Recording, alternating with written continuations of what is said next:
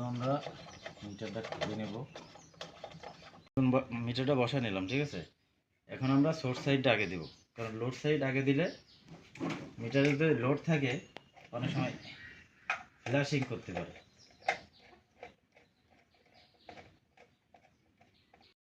Neutral, ঠিক আছে, নিউট্রালটা আগে দিব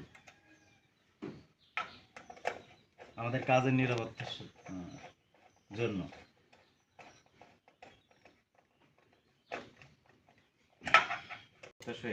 অবশ্যই এইভাবে আপনারা মিটার চেঞ্জ করবেন, ইনশাল্লাহ কোনো সমস্যা হবে না। দেখে নেবেন আগে আমাদের লাইন নিউট্রালের সাথে অন্য কোনো মিটারের নিউট্রাল কানেকশন নেওয়া আছে কিনা। যদি নেওয়া থাকে তাহলে অবশ্যই সেটা কেটে দিবেন।